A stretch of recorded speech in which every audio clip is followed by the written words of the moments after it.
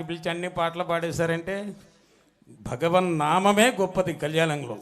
అందుకని ఈ కళ్యాణ కార్యక్రమం పూర్తి చేసుకున్నాను. చివరికి తలంబ్రాలు పోస్తారు. జనగణమన అధినాయక జయ అంటే తన్నేసుకుంటారు మొత్తం. ఇక ముగింపు అట్ట ఇట్ట ఉండదు. ఎంతసేపు కూర్చున్న మిమ్మల్ని తోసేసుకుంటే ఆ బయట నుంచి వచ్చేస్తారు జనాలు. అందుకని అందరినీ ఆపుతూ ఇక అభిషేకంలోకి ప్రారంభం చేసుకుంటున్నాం. ఈ అభిషేక కార్యక్రమంలో కూడా అష్టాదశ శక్తిపీఠాలు, ద్వాదశ జ్యోతిర్లింగాల నుంచి తెచ్చిన ఆ దివ్యమైన మట్టి తీర్థం అన్నీ అక్కడ కలశంలో ఉన్నాయి. అక్కడ మహాలింగాన్ని పెట్టడం జరుగుతుంది. ఈ కూర్చొని వాళ్ళందరూ అక్కడికి వచ్చి అభిషేకం చేసుకునే అవకాశం ఏది తోసుకోకుండా ఉంటే, మొదటి మెట్టుగా ఇక్కడి నుంచి పడ్డామంటే కిందకి వెళ్తాం. జాగ్రత్తగా ఉండాలా, చక్కగా శ్రద్ధగా చేసుకోవాలి. మంచులింగాన్ని ప్రతిష్ఠించారు అమరనాథ యాత్ర ఎలాంటిది? అది దానాలు ఇవ్వాలి. కొన్ని ముందు ఇవ్వాల్సిన దానం ఏంటి? నందిని చేయాలి. అంటే వాహనాల మీద మమకారాలు పెట్టుకోకూడదు.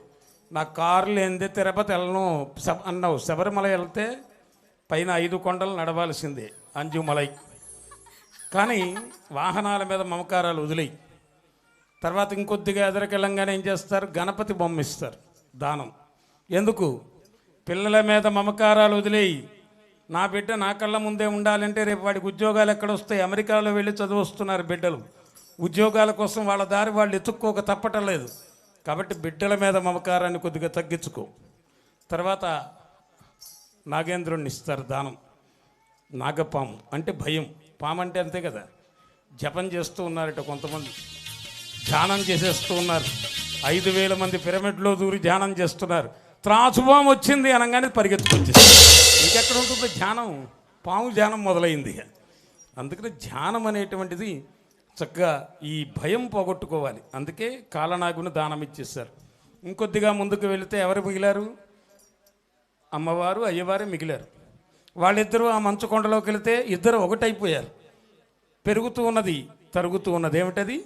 పునరపి జననం పునరపి మరణం జఠరే శయనం. ఇది మానవ జీవితాలు.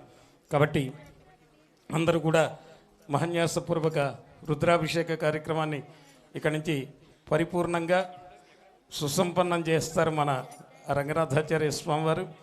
అలాగే